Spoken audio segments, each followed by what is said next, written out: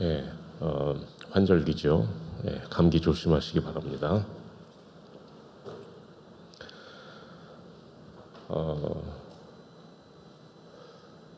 그 이스라엘의 젊은 사람들이 모세를 싫어한다고 합니다. 왜 싫어할까요? 모세는 이스라엘 역사적으로 가장 국부와 같은 그런 사람인데, 그런 위치인데, 이 젊은이들이 모세를 싫어한다고 합니다. 왜 싫어할까요? 바로 그 문제 많은 땅으로 인도한 사람이기 때문에. 차라리 조금 내려가든지 저쪽으로 갔으면 이스라엘이 산유국이 됐을 텐데, 그것도 아니고 왜 이런 곳으로 우리를 인도해가지고 지난 한 주만 해도 이스라엘에 갔었던 사람들 때문에 막 시끄럽고 하잖아요. 하여튼 정치 진영을 떠나서 이스라엘이 항상 이 뜨거운 감자라고 할까요? 항상 인류 역사 내내 많은 분쟁이 이스라엘을 통해서 일어나고, 이스라엘에서 일어났고, 이스라엘 때문에 일어났고. 왜 그럴까 도대체? 이스라엘 사람들이 타고나기를 되게 독하고 호전적이어서 그런 건가? 그렇지 않겠죠. 제가 전에도 여러 번 말씀드렸을 겁니다. 그건 다른 게 아니라 이스라엘이 지정학적인 위치가 문제가 일어나지 않을 수가 없는 위치거든요. 그렇죠? 이 서남쪽에는 이집트, 지금은 아니지만 그 옛날에는 초강대국 아니었겠습니까? 또 서동쪽은 없죠. 북동쪽인가 아닌가? 북서쪽에는 이제 우리가 소위 말하는 메소포타미아, 옛날부터 아시리아부터 시작해가지고 바벨론, 페르시아, 초강대국. 또 저쪽 위쪽은 로마, 그리스, 로마. 그러니까 이스라엘이 처한 위치는 그 팔레스타인이라는 그 땅은 초강대국으로 둘러싸인 땅이죠. 그러니까 이집트가 강성해져 가지고 진출을 하려고 하면 이스라엘을 지나가야 되고, 또 이쪽 메소포타미아 쪽에서 유럽으로 진출하려면 또 지나가고, 또 유럽에서 또 마찬가지고. 그러니까 이게 동네 북이 될 수밖에 없는 위치입니다. 분명히 하나님은 이스라엘 백성을 젖과 꿀이 흐르는 땅, 약속의 땅이 이런 데가 다 있어. 그렇다고 땅이 진짜 젖과 꿀이 흐르느냐? 그것도 아니잖아요. 척박하고. 예? 왜 이런 곳으로 인도를 하셨을까? 저와 여러분은 그 이유 알고 계시죠? 이유는 다른 게 아닙니다. 마태복음 5장 14절 15절에 보면 너희는 세상의 빛이라. 산 위에 있는 동네가 숨겨지지 못할 것이요 사람이 등불을 켜서 말 아래 두지 아니하고 등경 위에 두나니 이러므로 집안의 모든 사람에게 빛이 느니라. 말 아래, 말은 이 동물 말이 아니고 그 말이 있잖아요. 이게 쌀 곡식 이렇게 푸는 그러니까 즉 등불을 켜서요. 어디다 둡니까? 이 바가지 같은 걸로 덮어두지 않는단 말입니다. 예? 당연히 불은 높은 곳에 두죠. 그래야 빛이 멀리까지 퍼지니까. 이스라엘의 위치가 바로 그 위치입니다. 하나님은 이스라엘을 선교사로 부르셨습니다. 애초에 이스라엘의 조상이라고 하는 아브라함을 부르실 때 하나님이 분명히 그때 맡기셨어요. 모든 민족이 너를 통해 복을 받게 될 것이다. 누가? 모든 민족이. 모든 민족, 모든 족속, 만민, 모든 나라. 그런데 이것을 몰랐어요. 몰랐다기보다 이것을 자꾸 놓치는 거죠. 이것을 잊어버립니다. 그때마다 하나님은 어쩔 수 없어요. 이스라엘이 노예가 되고 포로가 되고 속국이 될 수밖에 없습니다. 노예가 되어서라도 애굽을 가야 되는 거고, 포로가 되어서라도 바벨론을 가야 되는 거고, 속국이 되어서라도 로마를 가야 되는 거기 때문에 하나님이 이스라엘을 고생시키고 싶어서가 아니고, 원래 하나님이 이스라엘 부르신 목적, 이스라엘의 정체성은 즉 이 세상의 빛으로 부르신 겁니다. 선교사로 부르신 겁니다. 이스라엘에게 이 빛을 보내셨어요. 그리스도를 보내셨습니다. 그런데 요한복음 1장 5절에 보면 어둠이 빛을 알아보지를 못하는 겁니다. 그 빛을 이스라엘에게 보내셨는데, 그 빛을 맡기셨는데 자꾸 그 빛을 덮어두려고 하는 거예요. 그러니 당연히 고생을 할 수밖에 없죠. 이스라엘뿐만이 아니고요. 저는 이스라엘과 가장 비슷한 나라가, 이걸 또 주장하면 또 어떤 특정한 또 어떤 이렇게 그렇게 되는데 모르겠습니다. 저는 그런 건 잘 모르겠는데, 아무리 생각을 해봐도 이스라엘과 가장 지정학적으로도 역사적으로도 비슷한 입장이 저는 한국이라고 생각합니다. 한국 아시죠? 초강대국으로 둘러싸여 있습니다. 미국도 실제적으로는 미국도 포함되어 있어요.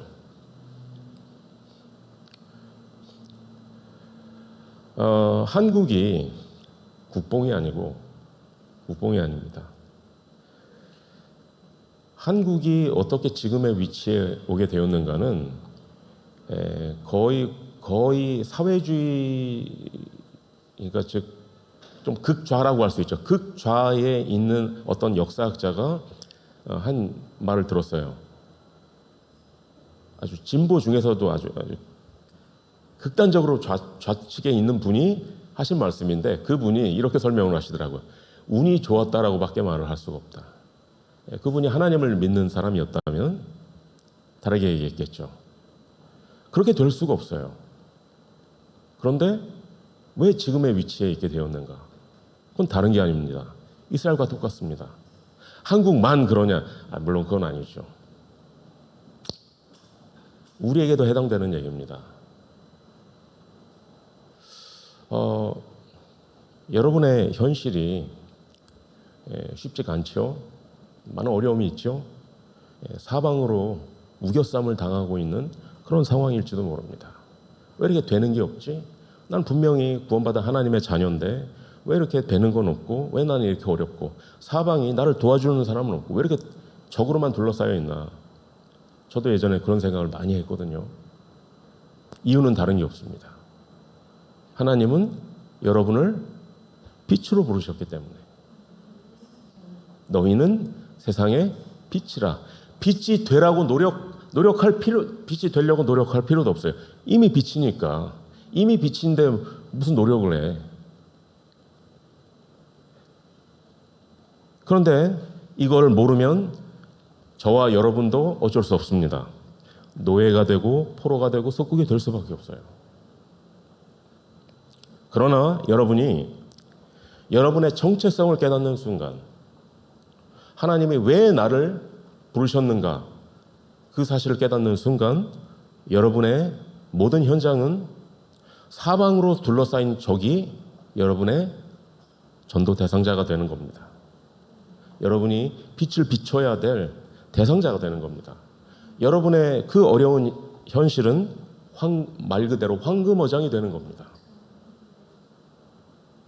호주도 마찬가지입니다.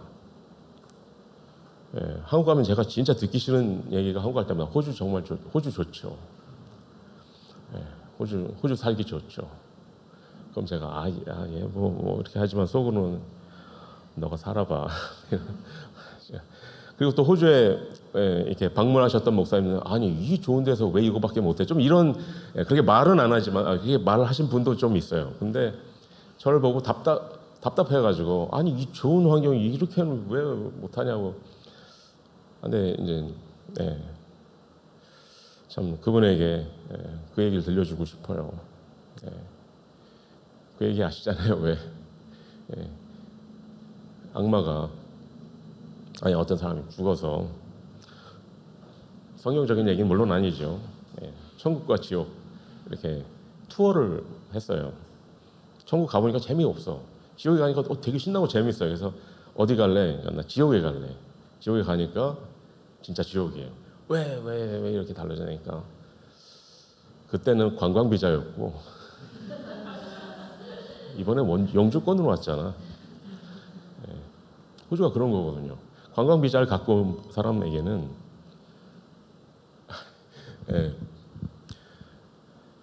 아니 정말 이렇게 좋은 데서 왜 이거밖에 못해? 뭐 이럴지 모르겠지만 그러나 여기 산 사람에게는 전혀 다른 얘기입니다. 오히려 우리는 차별의 대상이 돼야 되고 차별을 뭐 하고 싶어서 하겠습니까? 답답하니까 하는 거겠죠. 정말 여기서 노예 포로 석국의 입장일지도 모릅니다. 왜 그럴까? 아니 애초에 왜 하나님이 저와 여러분을 이 호주로 보내셨을까? 여러분 그 목적을 아셔야 됩니다. 이 호주는 오늘날의 로마입니다. 바울이 그렇게 가려고 했었던 그 로마, 주변에서 다 말리는데도 가려고 했었던 그 로마, 그 로마가 호주입니다. 왜? 모든 민족이 와 있는 곳이기 때문에. 길 바로 건너편에 힌두교 뭐 있습니다. 그렇죠?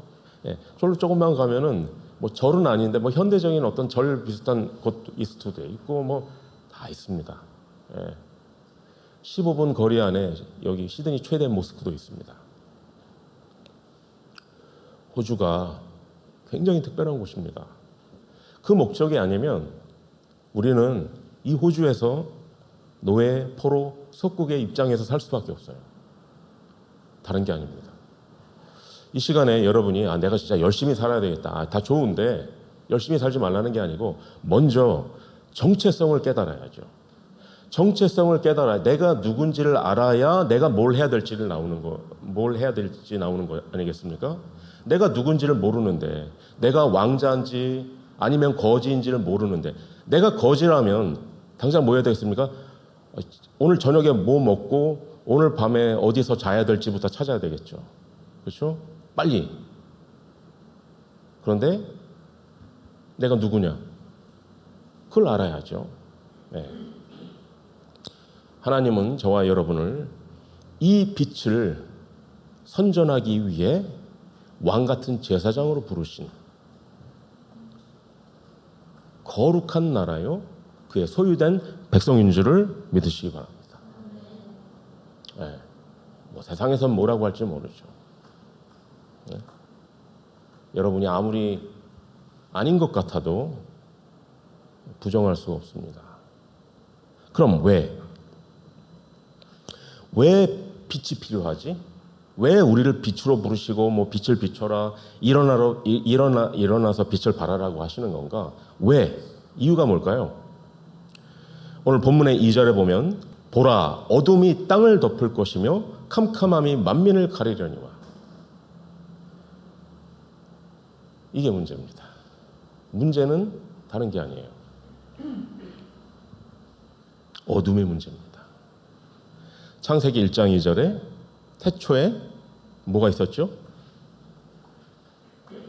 땅이 혼돈하고 공허하며 흑암이 깊음 위에 있고.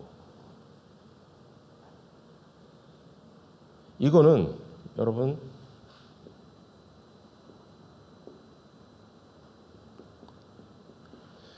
어제 오늘의 문제가 아니라는 걸 아셔야 됩니다. 오래된 문제입니다. 이 세상이 창조되기 이전부터 있었던 문제입니다. 그게 뭐냐?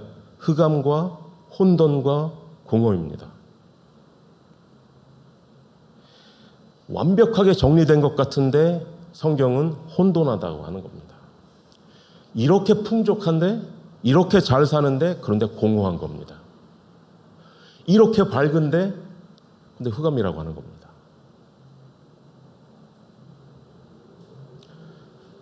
이 문제는 오래된 문제라는 겁니다. 여러분의 문제를 뭐 내가 잘못해서, 물론 잘못한 건 빨리 갱신하셔야죠. 우리 부모 때문에. 오래된 문제라는 거예요. 오래된 문제. 언제부터? 창조 이전부터. 그 문제는 다른 문제가 아닙니다. 흑암, 혼돈, 공허라고 했습니다. 창세기 1장 2절. 그런데 골로새서 1장 13절에 보면 그냥 흑암이 그냥 어두운 거잖아요. 어둡다는 건 빛이 없다는 거 아닌가? 그러니까 빛이 없는 게 어두운 게 아닌가라고 하는데 그게 아니라 흑암의 권세라고 표현했습니다. 흑암의 권세. 흑암이 그냥 빛이 없는 상태가 아니라 흑암의 권세에서 우리를 건져내셨다라고 했습니다. 게다가 고린도 후서 11장 14절에 보면 광명의 천사라는 게 있습니다. 사탄이죠. 이것은 이상한 일이 아니라 사탄도 자기를 광명의 천사로 가장하나니 가뜩이나 흑암인데다가 혼돈인데다 공허인데다가 사탄이 계속해서 엄청나게 밝은 가짜 빛을 비추는 거예요. 이건 마치 아귀인가? 그 왜 바다에 이렇게 좀 무섭게 생긴 물고기 아귀인가? 지금 생각났어요. 제가 확인을 한 게 아니라서 그냥 만화인가 모르겠네. 이렇게 돼가지고 거기서 반짝반짝 뭐 이렇게 빛을 이렇게 하는 게 있대요. 그래서 바다 밑에서 보면 이제 그 빛을 보고 달려들면 이제 잡아먹는 뭐 그런 것처럼 광명의 천사로 자기를 가장한다고 했습니다. 당연히 매력적이고 사탄은 막 되게 흉하고 뭔가 추하고 뭐 저는 절대 그렇게 생각 안 합니다. 광명의 천사라고 했습니다. 우리보다 훨씬 높은 수준과 매력과 능력과 우리가 절대 가질 수 없는 능력, 우리는 무능한데 정말 말도 안 되는 능력으로, 그게 구약에 나온 네피림 시대 아니겠습니까? 그게 문제입니다. 여러분, 오래된 문제라는 사실을 깨달아야 됩니다. 그리고 이 문제는요,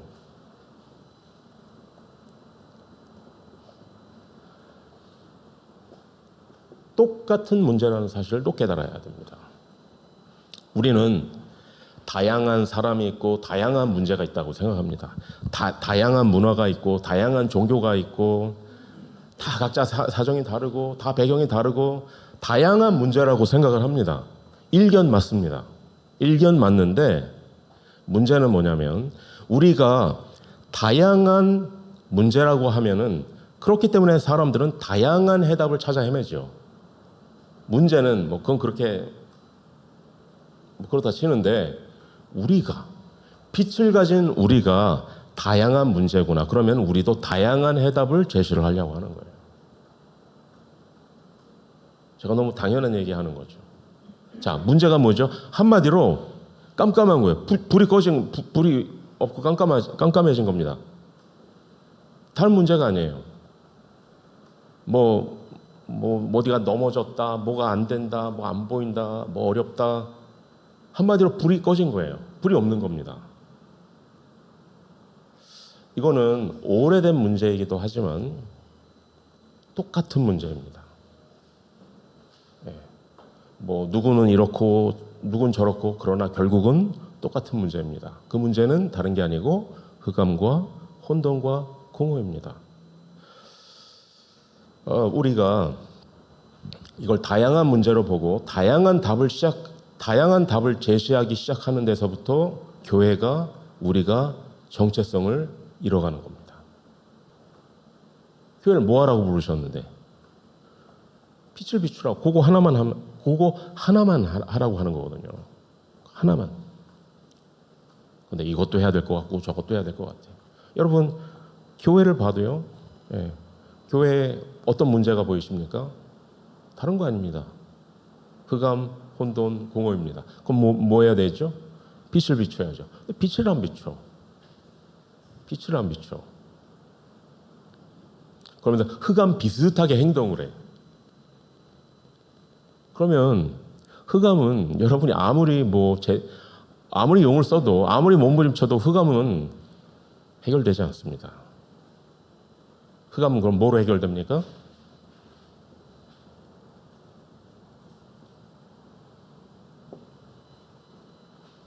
뭐로 해결되죠? 빛으로 해결되는 겁니다. 이 세상의 문제가 흑암과 혼돈과 공허이기 때문에 하나님은 해답으로 뭘 보내셨죠? 빛을 보내셨습니다. 그리스도를 보내셨습니다. 그 그리스도를 가진 우리도 빛이라고 하시는 겁니다.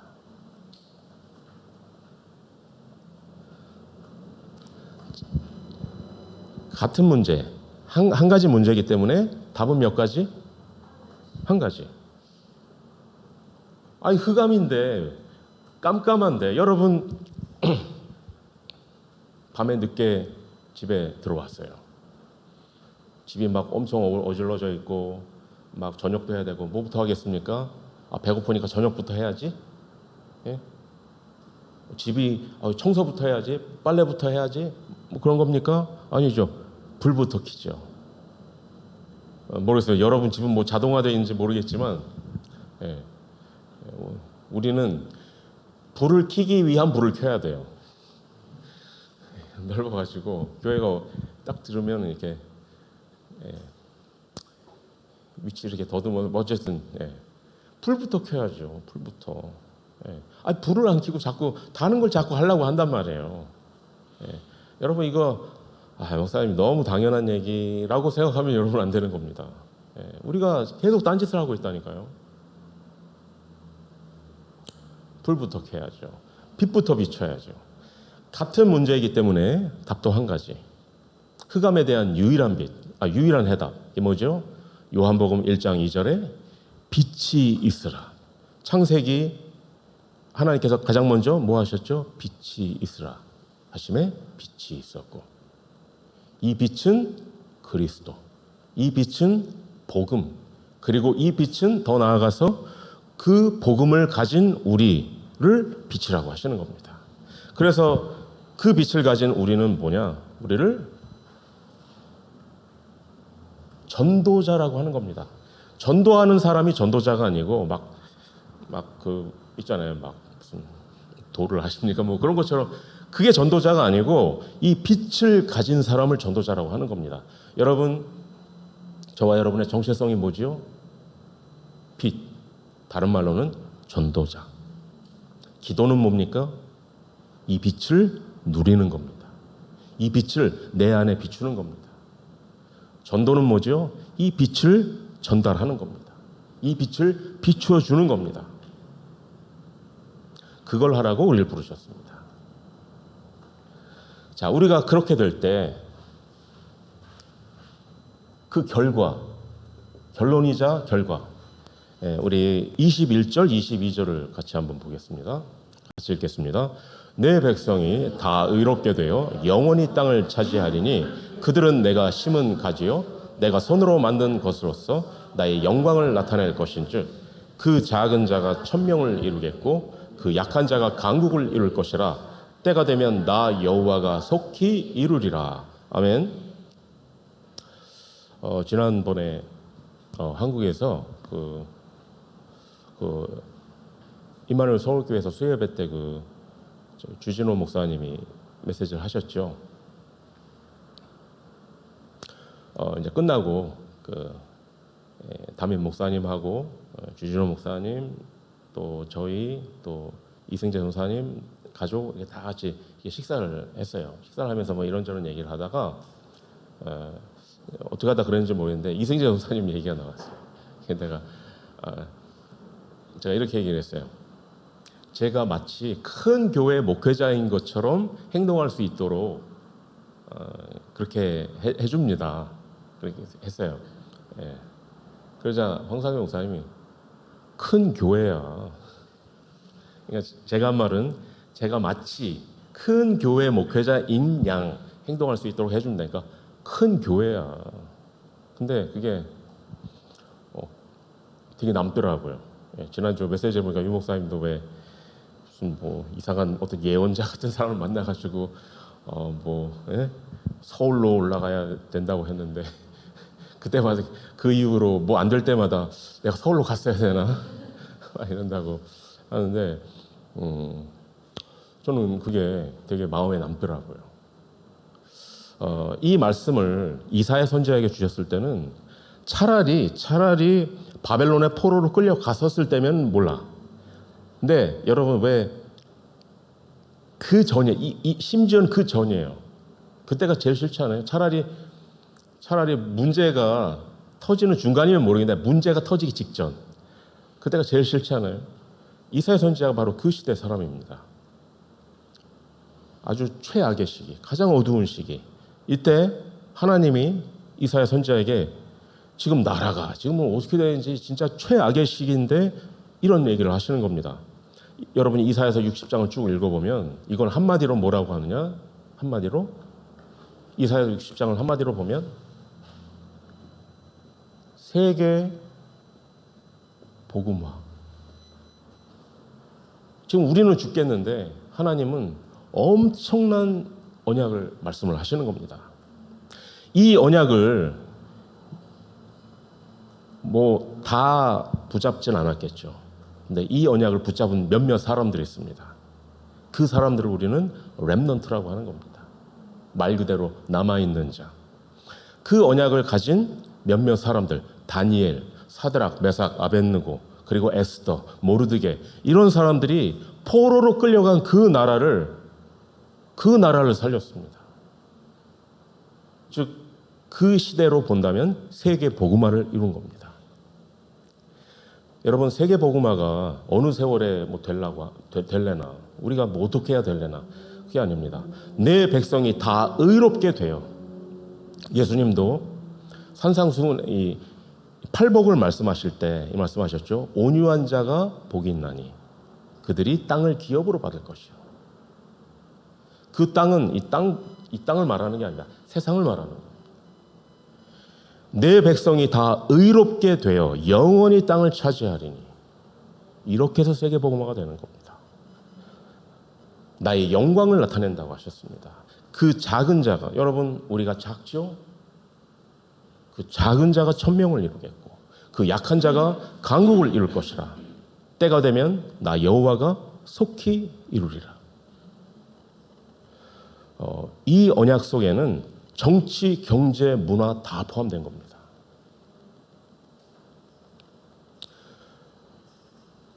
그러니까 걱정하지 마시고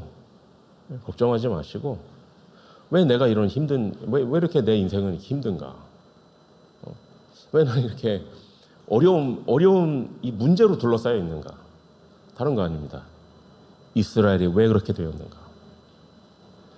하나님은 여러분을 빛으로 부르셨기 때문에 그렇습니다. 어둠 속으로 빛을 집어넣어야지 빛을 비추는 거 아니겠어요? 아니 사방 천지가 밝은데 빛이 뭐 티가 나겠습니까?